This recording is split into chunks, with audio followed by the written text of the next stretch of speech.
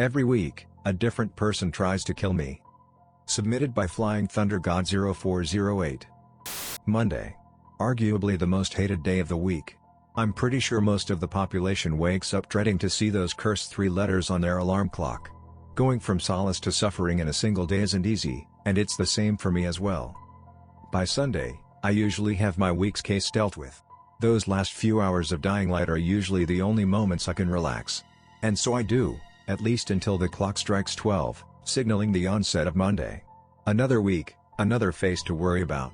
Needless to say, Monday morning blues hit pretty hard for me, and last week was no different. As per my weekly routine, I wake up as soon as the clock strikes 12. I just sit in my bed for a moment, taking in the dead of the night. As I slowly come to the realization that a new week has started, I immediately head downstairs to fetch my Remington 870 from the gun locker. That sweet beauty has saved my ass on countless occasions. I grab the gun and a cup of coffee, and head to the living room, or whatever was left of it in this decrepit establishment. I sit myself down on the office chair in the corner, and wait. Wait for this week's assassin. Last week's bastard was a tricky one, nonetheless. I plop down on my seat in anticipation for something to go bump in the night. 7 hours passed by. Nothing happened. Just the sound of the crickets chirping and an occasional hoot of an owl. Soon after, an iridescent shade of yellow pierced through the windows as the sun rose from its 12-hour slumber. Great, I thought. Another straggler. I stayed inside for the day. I was in no shortage of supplies, and going out would probably risk another walk-in with my pursuer. The day goes by with nothing eventful, aside from a cat leaping onto the broken front porch. The shadows started creeping in as night began. Once again, I braced myself for an all-out assault. But, nothing happened. No window breaks. No gunshots. Not even the rustling of leaves from my backyard. Even the next day, I wasn't attacked. The day went by, almost as uneventful as the last. The night went by without a hitch and Wednesday morning was on me. I decided to head out for once. Grabbing my hoodie and face mask, I made my way to a nearby park. It was around a mile away from my living quarters. As I neared the tree line that led to the park, I felt like I was being watched. The trees around me seemed to resonate hostility. I picked up the pace and entered the premises, eventually finding a good spot to sit down. A chilly breeze blew past me. The sky grew darker as the minutes passed by. By the time I was ready to head back home, there were around 10 people left. I sat there for about 20 minutes clearing my mind. The place was so quiet and peaceful. If only it lasted, though. I heard footsteps approaching me from the front. I slowly looked up and met my gaze with the man walking towards me. His gait boasted immense confidence, unlike his slouched posture. He stopped 6 feet away from me. I glanced at his eyes, wide open and filled to the brim with insanity. His sclera were filled with intricate webs of red veins, as if he hadn't been sleeping for days. I locked eyes with him. Neither of us uttered a single word. This intense stare-down carried on for no less than 5 minutes. Me not sure of what move to make and him itching to drive that kitchen knife in his back pocket straight into my chest. Lucky for me, there were still around 10 people in the park. Obviously, this guy was careful about eyewitnesses. I waited some more, fearing a wrong move would seal my fate. The guy in front of me flinched for a second, as a soccer ball bumped into his leg. Some kid was running our way, trying to retrieve the ball. This was it. My ticket out of here. I vaulted the bench and started sprinting towards the woods behind the park. The rapid thuds coming from behind me confirmed that my assailant was in hot pursuit. I just had to outrun this guy and get back to that excuse of a house I had. Trees zoomed past me as I seemingly drew closer to my territory. The guy behind me had not let up though. Silence echoed through the forest. My ears seemed to completely tune out of the ambience and divert their focus to the footsteps who seemed to ever so slightly gain on me. I looked up in desperation, and there it was. That old, dusty abandoned house. I had left the door unlocked, and it played to my advantage. I knew that I might have around 10 seconds to turn around and lock the door. Everything seemed to slow down around me as I grabbed the doorknob and burst open the door. Turning around as fast as I could, I slammed it shut and deadbolted it. It took me a moment to take in everything that happened. The guy's face was inches away from the frame. He probably took a hit when I slammed it shut. I had no time to spare. I grabbed my trusty firearm and headed for the attic. I pulled the ladder down and climbed it up as fast as I could. After sealing the entry hatch shut, I sat down to catch my breath. The attic was dark and cold. It seemed as if nobody had been here for a decade or so. You could probably run into a cobweb every 5 feet or so. I got down on my knees and crawled around, trying to locate the 3 loose floorboards that caved in if anyone stepped on them. Those 3 floorboards were the last of my rapidly dwindling escape plans. I heard a crash downstairs. Of course, he'd break the glass, I thought to myself. I grabbed my gun as I heard footsteps shuffling around the living room. They went from room to room, getting closer towards the attic. My attacker ascended the staircase and continued his search for me. It was only a matter of time till he got to the room furthest from the stairs, which was connected to the attic. I grabbed a bunch of rope and positioned myself near the flimsy floorboards, waiting for him to enter the room. The hatch of the attic was near the corner furthest from the door, and the floorboards were near the door of the room. The positioning couldn't have been better. All I had to do was wait. I heard the sound of footsteps nearing the door. My heart started pounding as adrenaline coursed through my veins. The door creaked open. The floorboards creaked as the person proceeded to probe deeper into the room.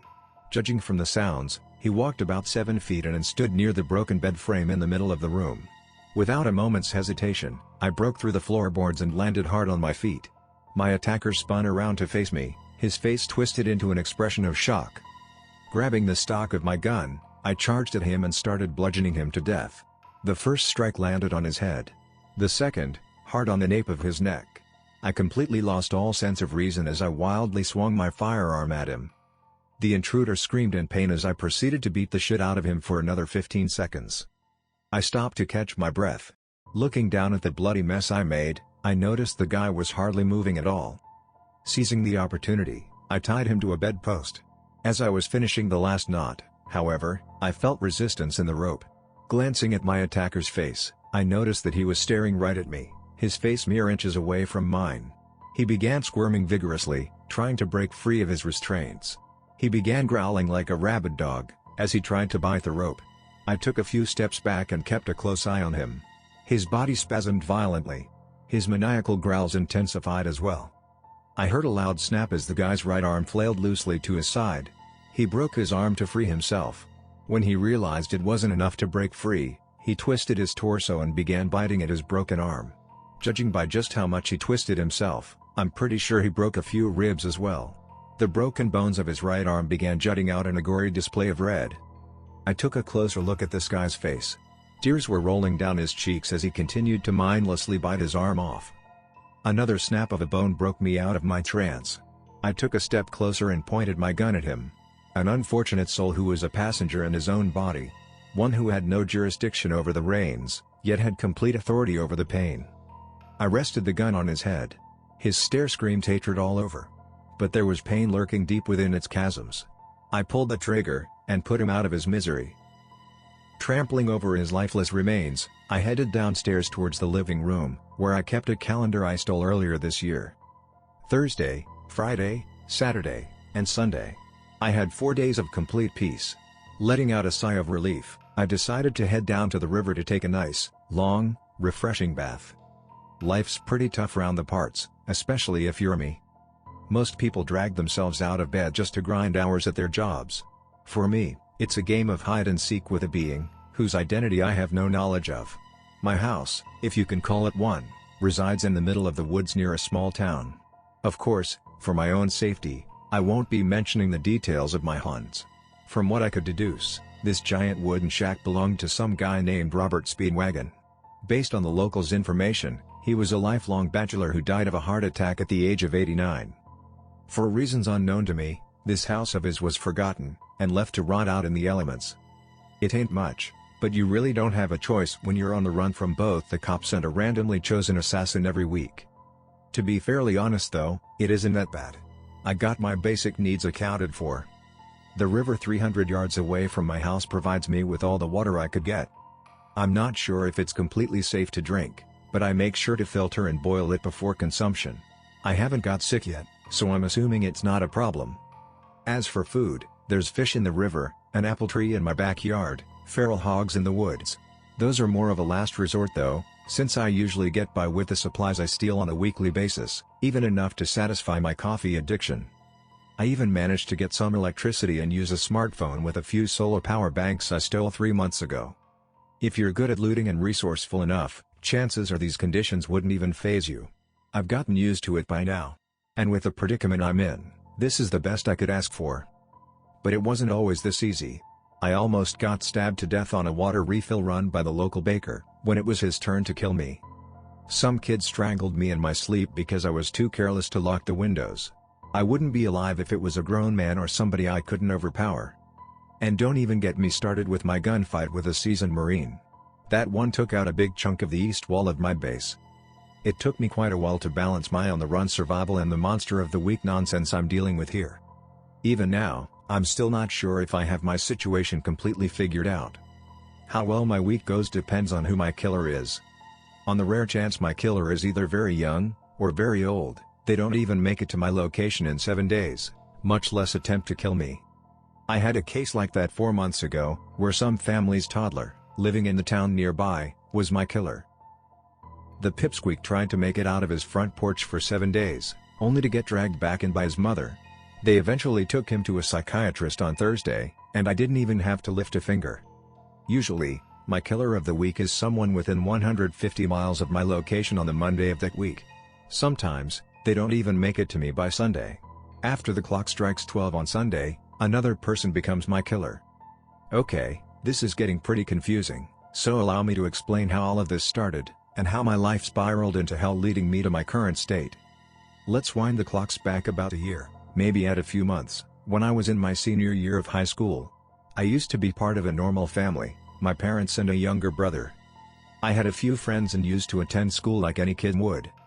And just like any kid would, I also got kidnapped as well. February.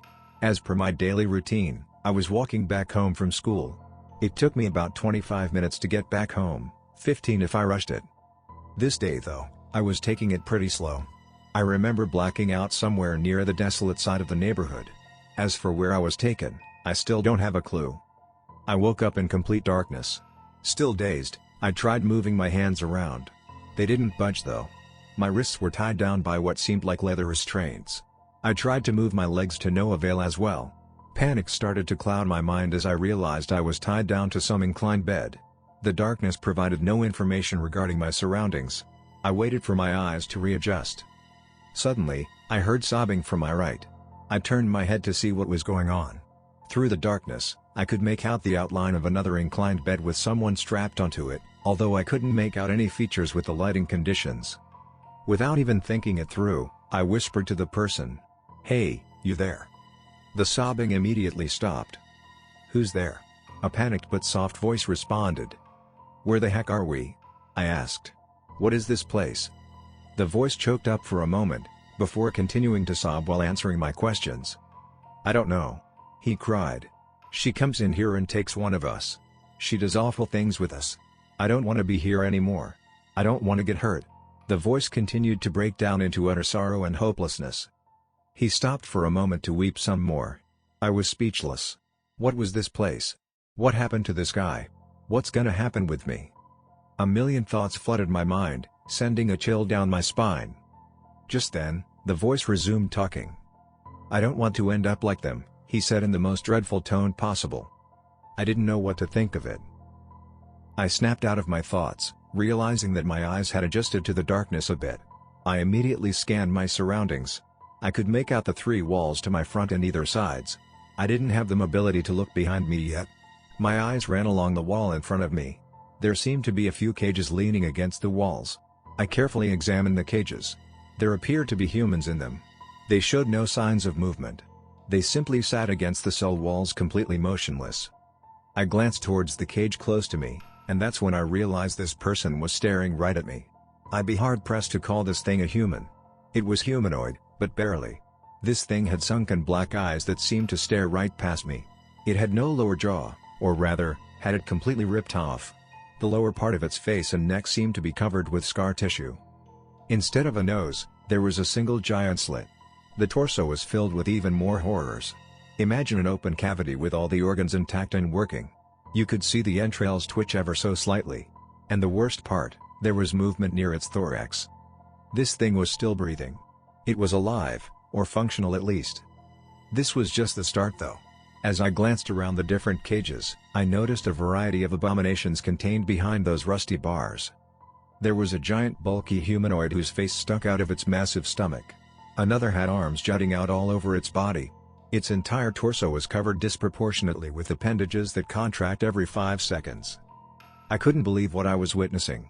Fear clouded my mind as I stared at another cage, which held a giant blob of organs and blood, which seemed to throb at the same frequency as my adrenaline-fueled heart.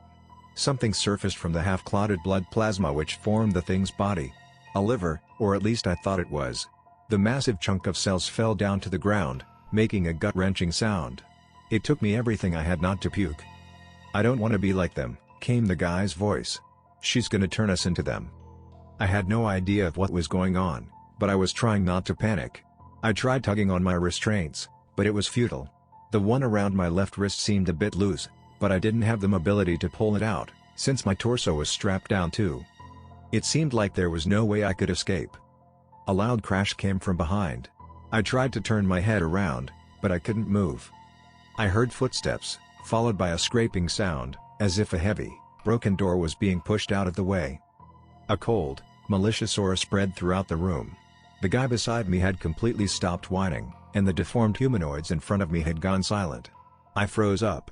Oblivious to what was coming for me, I stayed in place, and closed my eyes. The footsteps came closer to my bed, and stopped. I felt a cold breath on my face. It was putrid beyond anything I could ever imagine. Even holding my breath had no effect on the disgusting stench inches away from my face. I didn't want to open my eyes. I didn't want to witness whatever demonic entity lurked just beyond the confines of my eyelids. Unfortunately, I had to let up. It felt as if I had no authority over my senses. I was forced to embrace the sight before me, and nothing could have prepared me for it. Two bright green eyes, completely open, as if there were no eyelids to bound the vast malevolence they contained. A crooked smile, filled with yellow teeth. Some chipped away in irregular ways, making them look like serrated knives waiting to dig into my flesh. Her cheeks cut open from the lips to amplify the magnitude of her viscous smile.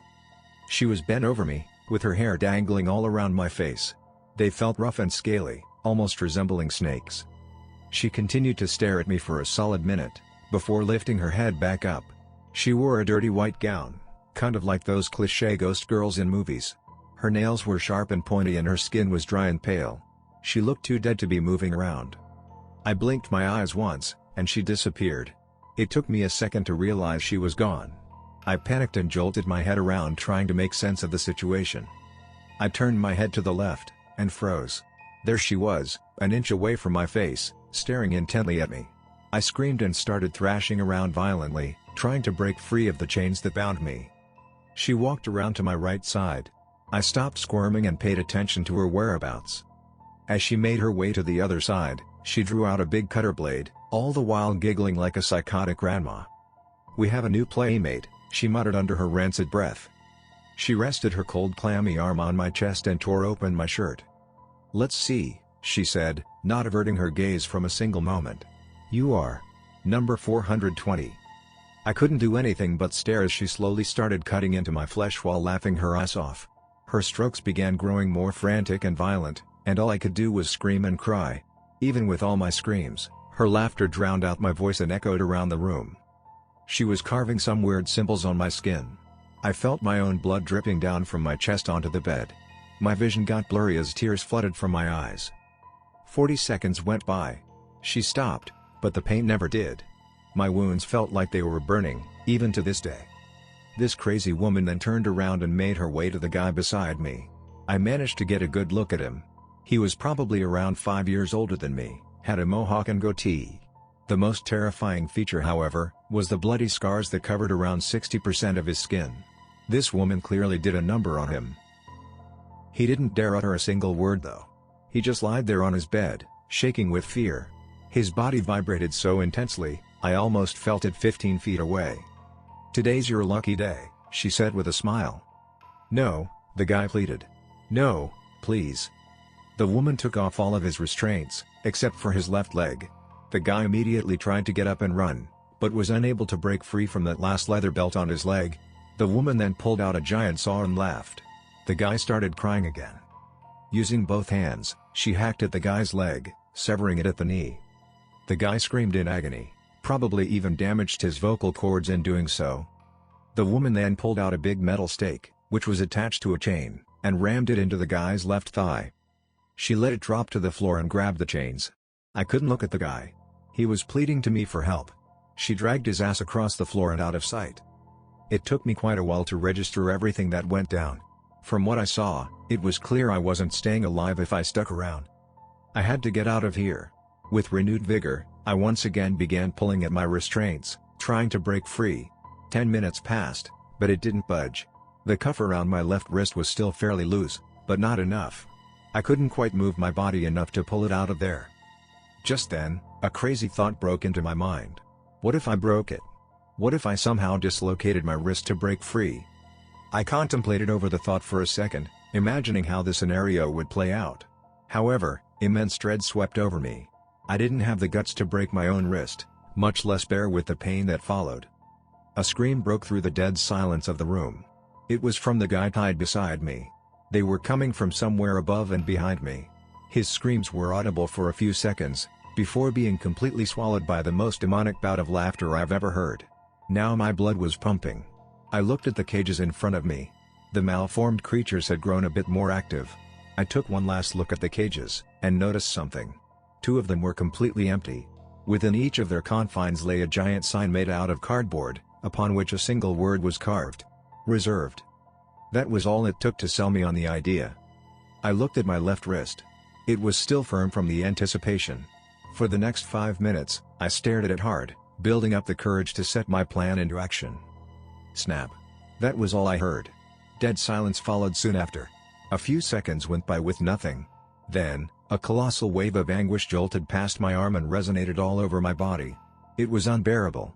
I lied there completely motionless, trying to keep it all in. I couldn't let up now. One scream and she'd come barreling down to get me. Even with the immense pain, I finally found just the right angle to slip my right hand through. My hand ached from being forced through, but it was a walk in the park compared to my left side. With my right hand free, I got to work, taking off each and every one of my restraints. It did take a while, but I was on my feet and ready to scram. Bracing my left hand, which now dangled loosely from my side, I took off. There was a giant door at the back of the room, right behind my bed. This was probably the one she used, because it was wide open. Great. One major obstacle cleared. I quietly ascended the stairs onto the upper level. From the looks of it, I was in the basement of some abandoned psych ward or something. There were offices, operation theaters, and rooms entirely filled with beds. I was somewhere in the middle of this giant complex. The hall to my left led to the front entrance. I could head for that or find a broken window to jump out of. A high-pitched scream broke the silence. I heard someone thrashing around from the basement I came out of. "Where did you go?" I heard a familiar voice scream. She yelled out a few more times, throwing a tantrum. A chill ran down my spine when I heard rapid footsteps ascending the stairs behind me. Without thinking, I ran up the stairs to the second floor. Her frantic footsteps trailed close behind. As I got onto the next level, I immediately ran down one of the hallways towards the right side of the complex, far away from my destination. I turned into one of the rooms and hid behind a desk. She wasn't far behind. I heard her footsteps 20 seconds after I jumped into the room. I held my breath and waited. My wrist was throbbing like crazy. I felt as if I would die from the pain itself. Her footsteps slowly walked past the door and continued deeper down the hallway. I waited for 2 minutes to play it safe. After I was sure she wasn't around, I carefully made my way back down to the ground floor, where the entrance was. I would hide every time I heard something near me, and hold my breath. I found a broken plank in one of the rooms and decided to keep it with me. This continued until I reached the bottom of the stairs. I tiptoed past the hall and turned the corner. What I was met with almost made me gasp. It was her. She just stood there in the hallway, her back facing me. I didn't know what to do. My mind went completely blank out of sheer terror. My body had other plans though. As if on autopilot, I ran towards her and caught her completely off guard. Like a feral beast, I got on top of her and started beating the living crap out of her. I didn't hesitate, even for a moment. Before I even knew it, she was on the ground, completely limp. I didn't bother with her for even a moment. I turned tail and ran for the exit. Before I could make it 5 feet away from her, I felt something pierce through my leg. I fell hard on the ground, and to my unfortunate, used my left hand to break my fall. I was past my point of tolerance. I began crying. The pain in my leg was just as bad. I felt a tug on my leg, which further raised the pain. This woman, she was dragging me towards her. The giant stake was embedded deep in my leg. She dragged on the chains till I felt a cold hand grab my foot. I started panicking. She slowly crawled her way onto me. With one swift pull, she yanked the stake out of my leg. My screams only grew louder, to the point where even my throat was burning. She grabbed the stake and lodged it into my chest. I couldn't react at all. My mind was far too gone at this point. "I won't let you run away," she screamed.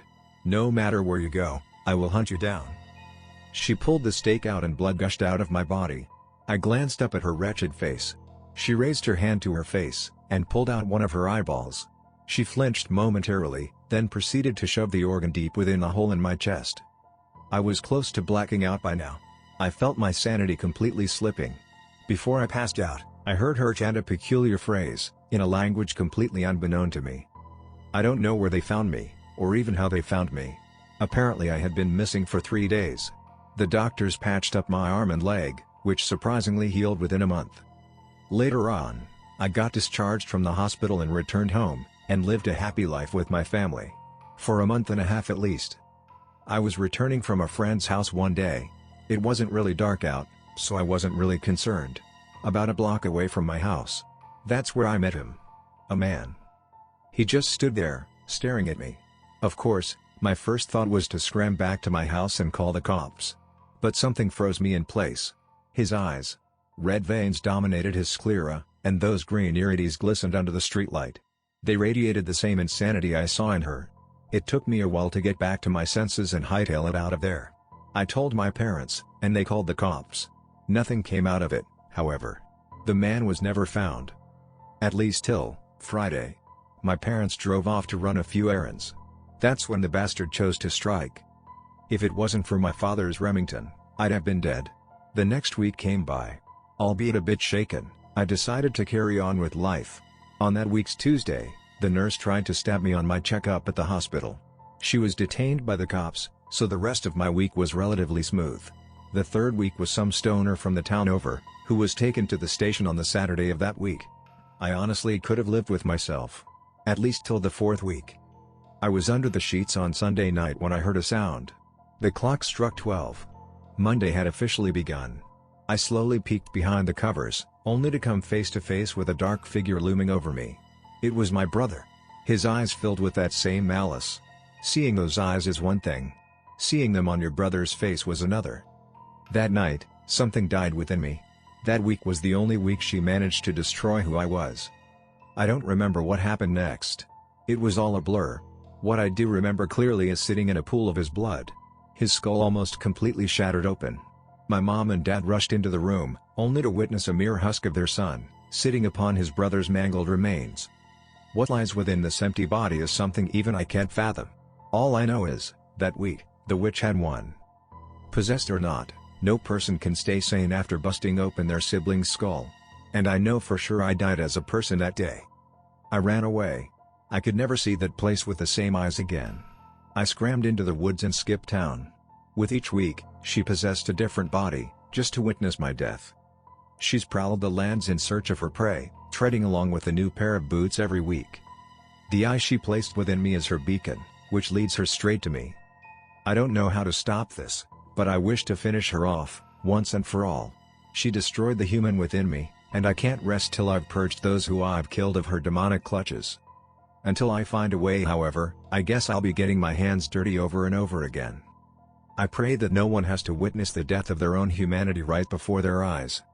The clock just struck 12. Ah, damn. Well, guess I'll go retrieve the shotgun. Monday's here. Another week, another kill.